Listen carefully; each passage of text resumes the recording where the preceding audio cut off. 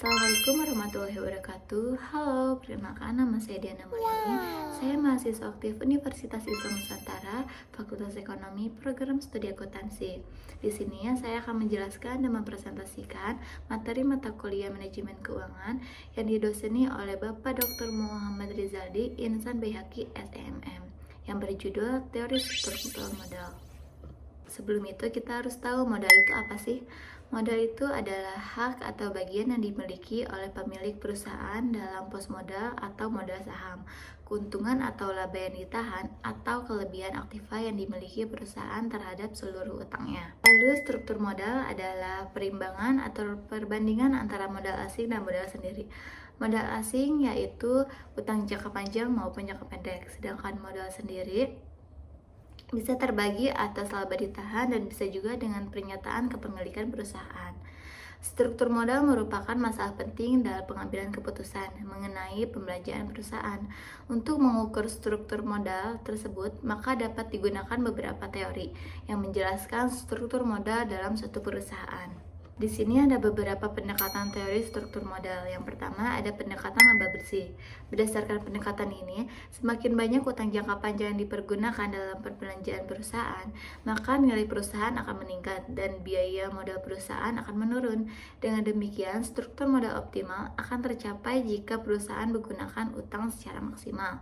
Struktur modal optimal itu struktur modal yang menghasilkan nilai perusahaan maksimal dan biaya modal minimal. Bagaimana sih pengaruh struktur modal terhadap harga pasar saham perusahaan? Secara teoritis, jika nilai perusahaan meningkat dengan semakin banyak jumlah utang jangka panjang, maka pasar saham perusahaan yang bersangkutan juga akan meningkat. Yang kedua ada pendekatan laba bersih operasi. Menurut pendekatan laba bersih operasi, beberapa jumlah utang dipergunakan dalam pembelanjaan perusahaan, nilai perusahaan tidak akan berubah. Hal ini menunjukkan bahwa struktur modal tidak mempengaruhi nilai perusahaan. Dengan demikian, harga saham perusahaan juga tidak berubah. Yang ketiga ada pendekatan tradisional. Pendekatan tradisional dalam teori struktur modal menyatakan bahwa nilai perusahaan akan meningkat hingga mencapai tingkat modal utang tertentu. Setelah itu, nilai perusahaan akan cenderung tetap konstan dan akhirnya menurun jika ada terlalu banyak pinjaman. Yang keempat, pendekatan Modigliani dan Miller. Di pendekatan ini ada dua kesimpulan dari dua ekonom, bahwasanya nilai perusahaan dengan utang lebih tinggi dibandingkan nilai perusahaan tanpa utang. Kenaikan nilai tersebut dikarenakan adanya penghemat pajak dari pengguna utang. Nah, di samping teori-teori struktur modal yang utama yang sudah saya jelaskan, ada teori-teori lain yang berusaha menjelaskan struktur modal. Yang pertama ada pendekatan teori keagenan. Pendekatan ini disusun untuk mengurangi konflik antar berbagai kelompok kepentingan, seperti pemegang saham dan manajer. Ada kecenderungan manajer ingin menahan sumber daya sehingga mempunyai kontrol atas sumber daya tersebut.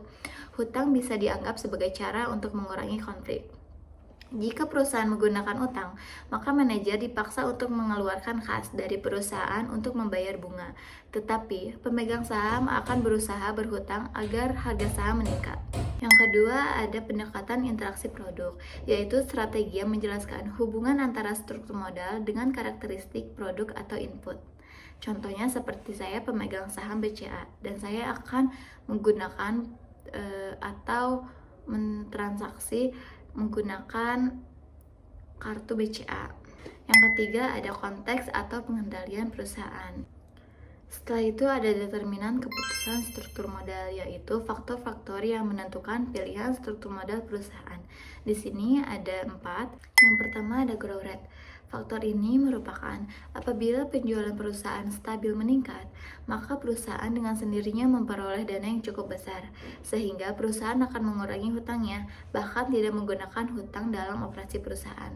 Tetapi sebaliknya, apabila perusahaan stabil turun, maka perusahaan akan berkurang dana yang diperolehnya, sehingga perusahaan akan menambah hutangnya untuk keperluan operasi perusahaan. Yang kedua ada aset struktur, yaitu jika perusahaan mempunyai permodalan sendiri cukup besar, maka perusahaan tidak memerlukan pinjaman. Tetapi sebaliknya, kalau permodalan perusahaan kecil, maka perusahaan memerlukan pinjaman. Yang ketiga ada manajemen dan attitude. Dalam melakukan operasi perusahaan, manajemen ada yang bersifat berani menanggung risiko dan ada yang tidak menyukai risiko. Manajemen ini selalu bertindak agresif, ingin dalam kegiatan operasi perusahaan selalu besar, sehingga perusahaan menginginkan permodalan yang besar, yang mengakibatkan manajemen berani melakukan peminjaman atau berhutang. Sebaliknya, manajemen tidak menyukai risiko. Manajemen tidak berani melakukan pinjaman sehingga kegiatan operasi perusahaan dilakukan seperti apa yang terjadi. Yang keempat ada market condition, yaitu pasar modal yang mudah untuk mendapatkan dana berupa pinjaman. Maka perusahaan juga dapat dengan mudah mendapatkan pinjaman yang cukup besar, begitu pula sebaliknya. Yang terakhir ada taxes. Jika tingkat pajak yang cukup besar, perusahaan akan berusaha melakukan pinjaman cukup besar pula, karena perusahaan beranggapan dengan adanya hutang, perusahaan akan membayar bunga juga cukup besar, sehingga akan mengurangi laba perusahaan yang akan dikenakan pajak. Begitu pula sebaliknya, kalau tingkat pajak cukup kecil, perusahaan tidak akan melakukan pinjaman yang besar. Nah, struktur modal juga bisa dipengaruhi oleh beberapa faktor. Yang pertama ada struktur aktiva. Kebanyakan perusahaan industri yang sebagian besar modalnya tertanam dalam aktiva tetap, maka akan mengutamakan pemenuhan modalnya dari modal yang permanen, yaitu modal sendiri. Sedangkan hutang bersifat pelengkap. Perusahaan yang semakin besar aktivanya terdiri dari aktiva lancar akan cenderung mengutamakan pemenuhan kebutuhan dana dengan utang. Hal ini menunjukkan adanya pengaruh struktur aktiva terhadap struktur modal suatu perusahaan. Yang kedua ada growth opportunity, yaitu kesempatan perusahaan untuk melakukan investasi pada hal-hal yang menguntungkan. Teori agensi menggambarkan hubungan yang negatif antara growth opportunity dan leverage. Perusahaan dengan tingkat leverage yang tinggi cenderung akan melewatkan kesempatan dalam berinvestasi pada kesempatan investasi yang menguntungkan. Yang ketiga yaitu ukuran perusahaan. Perusahaan besar cenderung akan melakukan diversifikasi usaha lebih banyak daripada perusahaan kecil. Oleh karena itu, kemungkinan kegagalan dalam menjalankan usaha atau kebangkrutan akan lebih kecil.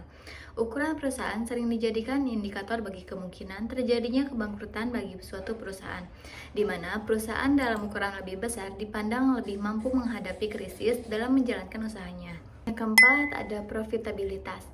Teori pecking order mengatakan bahwa perusahaan lebih menyukai internal funding. Perusahaan dengan profitabilitas yang tinggi tentu memiliki dana internal yang lebih banyak daripada perusahaan dengan profitabilitas rendah. Perusahaan dengan tingkat pengembalian yang tinggi investasi menggunakan utang yang relatif kecil. Tingkat pengembalian yang tinggi kemungkinan untuk membiayai sebagian besar kebutuhan pendanaan dengan dana yang dihasilkan secara internal. Hal ini menunjukkan bahwa profitabilitas berpengaruh terhadap struktur modal perusahaan. Semakin tinggi keuntungan yang diperoleh berarti semakin rendah utangnya. Yang kelima ada resiko bisnis. Jika perusahaan memiliki resiko bisnis yang tinggi, maka akan mempersulit perusahaan dalam melaksanakan pendanaan eksternal, sehingga secara teori akan berpengaruh negatif terhadap leverage perusahaan. Baik, cukup sekian materi yang bisa saya sampaikan. Saya Diana Mulyani, pamit undur diri. Bye-bye!